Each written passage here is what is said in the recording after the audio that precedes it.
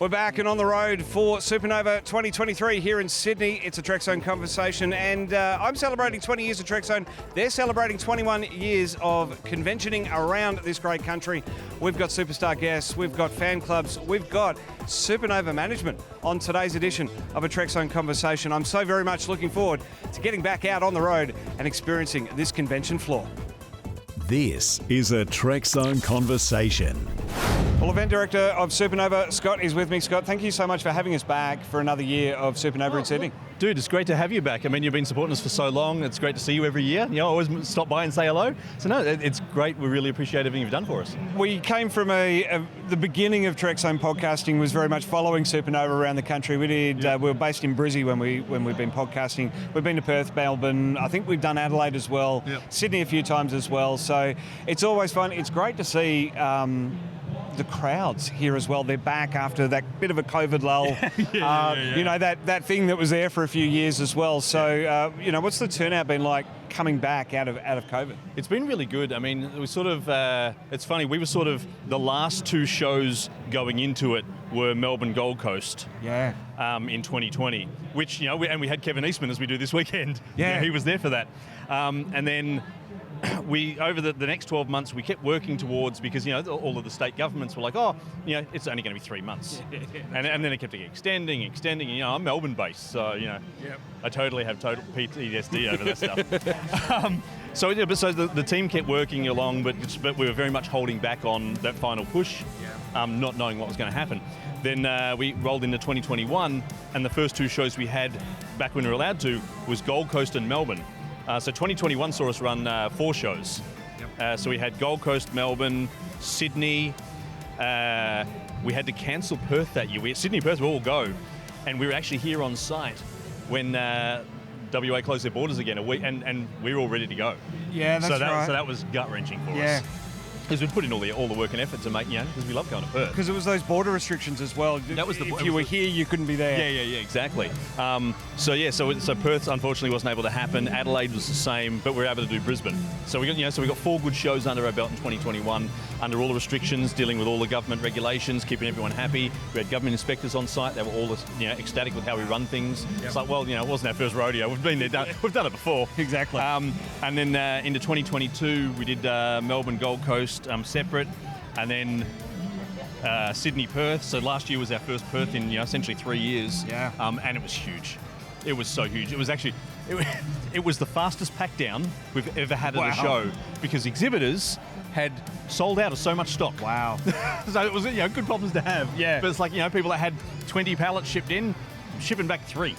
Yeah. And 17 empties. Yeah, exactly. A lot easier to pack down. Amazing. So Perth was fantastic last year. So, you know, we're very much looking forward to heading back there next week. So that's going to be a great show.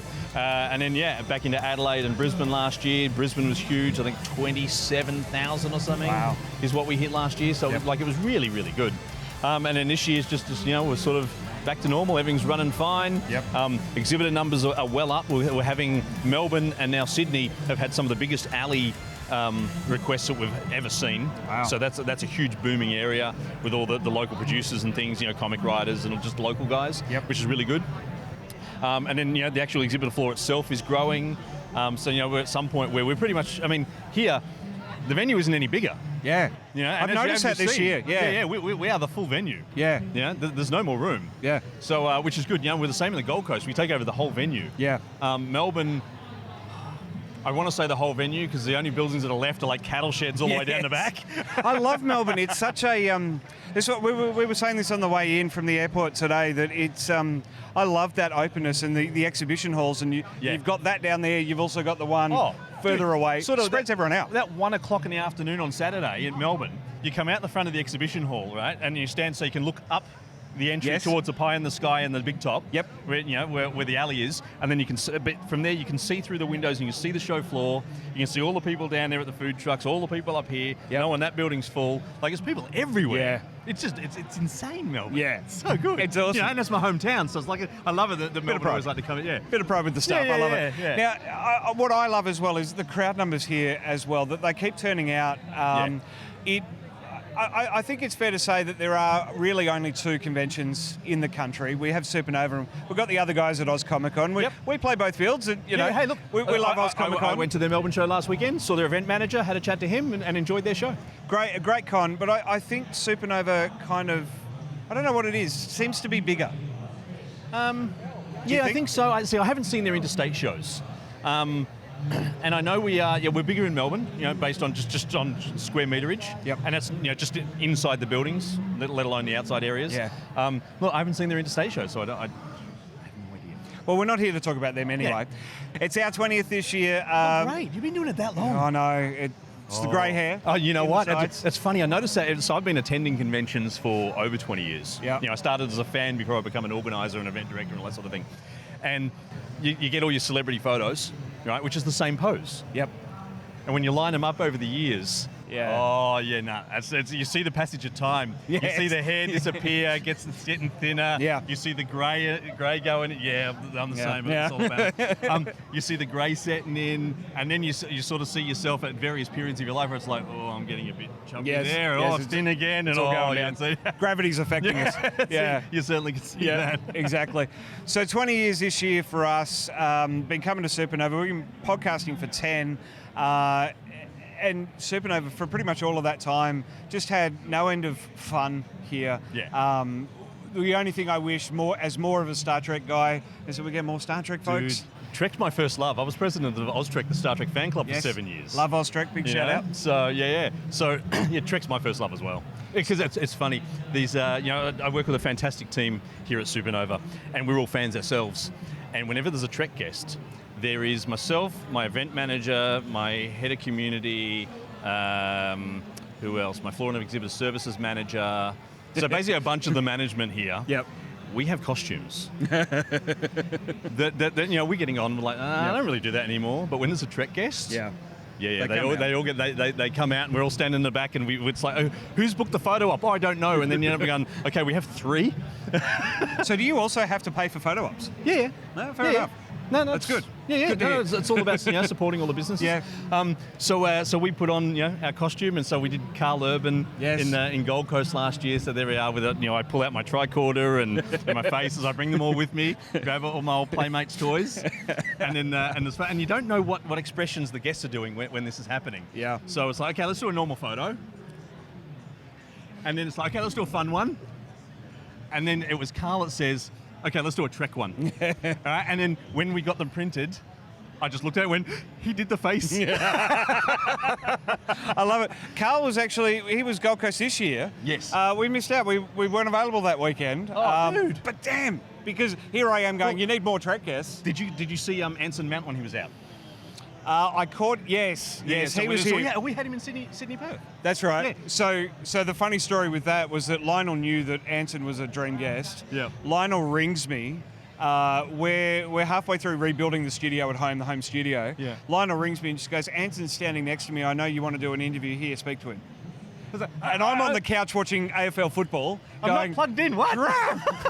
So we turn it around and, I stand on my desk and I proclaim, oh, Captain, my captain, and here's Anson Mount. The only unfortunate thing with that was that was at the time that we were doing audio only. Oh. So we don't have the video evidence of it. Well, but he was there. That was also prior to Carl. That was the last time the costumes of the senior team came out was for him. Nice. And we're all standing out the back of the photo studio, right? And he's done all these photos for the fans, and then we go in at the end. Except we walked in with one of those racing chairs.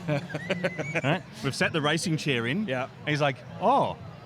That's for me. He sat in the chair. Did the and thing. just gone straight into the pose. That captain's pose. Yeah. I'm like, oh, there it is. And you can tell that they're well trained on that as well. Yeah. So he did the well captain's done. pose. So the photos are fantastic. Yeah. We love it. Incredible. Oz Comic Con had Jess Bush last year, so it was great to.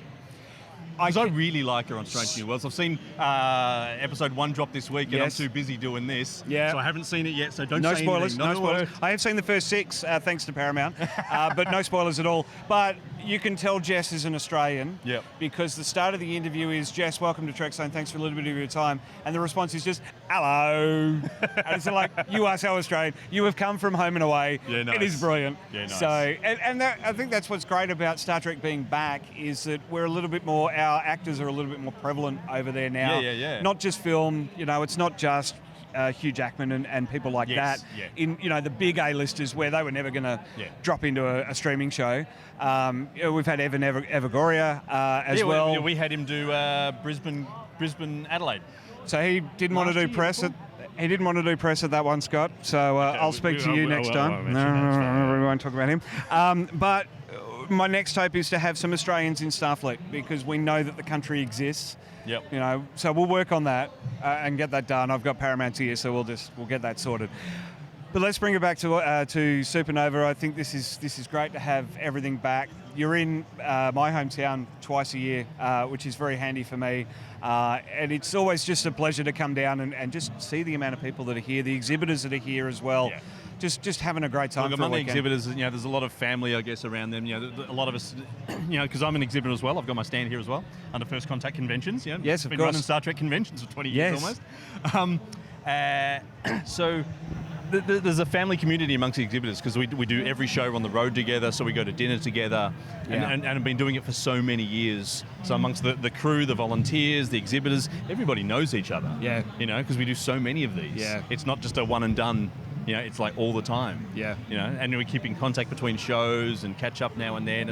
It's great. Yeah. It is really good. To sit, to put the family back. It's really good. Exactly right. So then the next step for me here with the Trekzone conversation with Supanova, with Oz Comic Con as well, is where we're getting with Talk and Science, where we were at the after party with Southern Launch. They had a big space convention in Adelaide a few weeks ago, and we just got invited to the Southern Launch after party, nice. which was just free shots all night. It was just just so you know, we're around, and that's the next step of the relationship, right? As we move into the next 40 years. Yeah. That's it. 40 years. Oh God, I'm going to be so old. Yeah. Scott, I really appreciate your time. Thanks for having us back in Sydney, and we'll see you in Brisbane. Yeah, fantastic. It'd be great to see you again. I'm joined by Deb from Star Walking, the Star Wars Fan Club of Australia. Deb, thanks for a little bit of your time. A lot of activity going on in the background. Yes, there is. Talk us through the Star Wars Fan Club. What do you guys do? Okay, so we were founded in 1988, so established, and we are a Star Wars fan club. So for anyone who really likes Star Wars, any kind of Star Wars, so you might like the comics, you might like the novels, you might want to dress up in costume like these guys do, or like I am, you might be a builder, or you might just really just enjoy the movies. So what we have is something for everyone, and what we do is we're in Victoria, New South Wales and Queensland, and we host events, and we also have what we call Skyforce meetings. And a Skyforce meeting is essentially just a gathering of Star Wars fans. They can either be in one of the 3 states or online. So we have online meetings as well for people who can't travel. And we'll have trivia, we'll talk about everything and anything Star Wars, and just really enjoy each other's company. We have games and activities and win prizes and, just a lot of stuff. And we usually have at the face-to-face events, we'll have vendors where you can purchase things a little bit smaller than Supanova, but essentially maybe a tiny, tiny little con is what a Skyforce event is. But it's all Star Wars. Very cool, and also very family-friendly as well. 100%, yes. So we make sure that we include children's activities in each of the face-to-face events that we have. For example, one of the ones that we did, at our last meeting, we taught everyone how to use a lightsaber. So there's like a bucket of lightsabers in the background there, so everyone got one, and we got taught how to do the basic first moves, and also the Obi-Annie. So it was like a spinning of a lightsaber, so it was really cool. And so that one of the guys at the stand over here, Steve, he was the one who taught us how to do that because he was part of episode 2. So he was part of the background crew, and so he learned some things, so he taught us that. And we also have Play-Doh activities, colouring in activities, lots of things for kids. And it's just a fun day to hang around. So yeah. Very cool. Now, dare I say, a little bit overshadowed by the 501st. They're a big cosplaying unit, but there is a very key difference between them, isn't there? Yes. Between you and them. Well, there is. And so they are infamously known to have really good costumes. They're very, very movie quality. And I don't know if you've been over there and had a look at their stall at the moment. It looks amazing. Ours doesn't look as good. It's pretty impressive. It's pretty good. It's all right. So theirs looks great, but the difference, I suppose, for us is that you can see some of the girls over at the table as well. They're just wearing our club shirts. You don't have to be a costumer. You don't have to have any particular skill. You just need to love Star Wars. And that's the key element. So you can be a member of our club. And it's not very much. It's $10 a year. You get a free gift. You get access to our monthly magazine. You get entry fee to events at half price and members only raffles and activities. Very, It's worth doing. very, very cool. And like you said, online. So you're also physically in Victoria, New South Wales and Queensland, but online for the rest of the country and also possibly the rest of the world as well, if they wanted to. Yes, occasionally we do get people from other countries who will log into our online sessions. They're on the first Sunday of the month in the evening, and they go for about an hour, and it's an opportunity for people to just get together and talk about Star Wars and, enjoy that, and they can participate in the chat function, which is fantastic. The other thing that we haven't talked about, which is really, really important, is the fact that everything that we do is to raise funds for Starlight. So for us, we've decided that the Starlight Foundation is an important charity for us to support. So we have a raffle going on at the moment where we've got some really awesome prizes, and we also take donations. So we ask people, if you want to take a photo, go for it, but we'd like you to donate because we want sick children to feel better. We want opportunities for everyone. Absolutely. That was going to be my next question. I know most interviewers say that, but it genuinely was. And I guess that kind of gives a whole reason to it as well. You're chatting Star Wars, that's a passion, but there's a real reason behind it as well. Yeah, helping people is better. And the other thing that we've been doing is on our socials, so we have a regular Facebook and Instagram page that's manned every day, and on Mondays we do a mental health focus. So it might be something about being lonely, it might be something about having a bad day, it might be something about feeling empowered. There's always something on a Monday, so if you're feeling down, check out the Monday days because there'll be something positive Star Wars related on our pages. So heading around Supanova as Supanova Sydney continues this weekend, and I've run into an Imperial pilot. I believe, though, that there is a man behind this mask, and he's not quite as scary. Tim, the XO from the 501st and the Southern Cross Garrison, mate, I really appreciate your time. You're welcome. Welcome to Supanova. What an amazing event that we've got going today. Can you see the setup? We're really kind of proud of this and the amount of work that's gone into this so far. It is a huge setup, and 501st at Supanova and AusComicCon, always a big turnout, big event as well. Yeah, I mean, the guys that now have been working, I think 8 to 10 weeks to just put this together. There's a lot of prep that goes on in the background, so we're really happy and pretty proud to be here. Certainly also having Lifeline here to support along with us. Giving us an opportunity, the 501st are good guys doing, bad guys doing good, and an opportunity for us being out here. One of the recent events, I say recent, it was a few years ago, Pink Stumps Day with the Red Pack Garrison up in Queensland, where they played a game of cricket. They were fundraising as well. This is the best part about 501st. You guys, we had a chat with Star Wars Fan Club of Australia. Yep. They're a little smaller, they're not as screen accurate. You guys are out there with those screen accurate costumes and uniforms, and really just bad guys doing good. Indeed. I mean, there's two joys of this. One is the first is the putting together all the gear. There's that level of you start to put it together, you have that passion through it, and then you come out to the events like this and actually meet the people, and doing that charity events, being there for the community, and you really see the power of Star Wars as a franchise as a whole, being able to do this. And must also mention we have the Rebel Legion here, we have the Mando Mercs, so as a whole group of us together, really supporting and being there for the community to raise for people like Lifeline. Absolutely, and it's a good point right now to bring in James from Lifeline. James, you're the National Marketing Manager, I believe, of Lifeline. Yep. Tell us about Lifeline. Yeah, so Lifeline is a charity there 24/7 for anyone that needs us. So essentially we're there to equip people there with the services that they need. And particularly at the moment, we've seen a 20% increase in our calls. So being out, being able to do something like this is really important for two reasons. One is to really make sure that people can seek the help that they need and to know that we're there, but more importantly to be able to keep the service operational. So we're really grateful to be here, and I think one of the huge things that I'm taking away from this is we talk about the volunteers, crisis support volunteers there that are there taking the calls 24/7.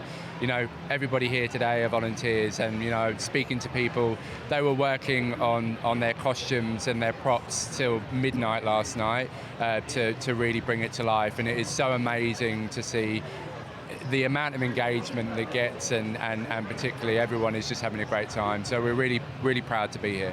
And I love your promo line. It's been adapted for the support of the 501st. Absolutely. Please support Lifeline to ensure that no one faces the dark side alone.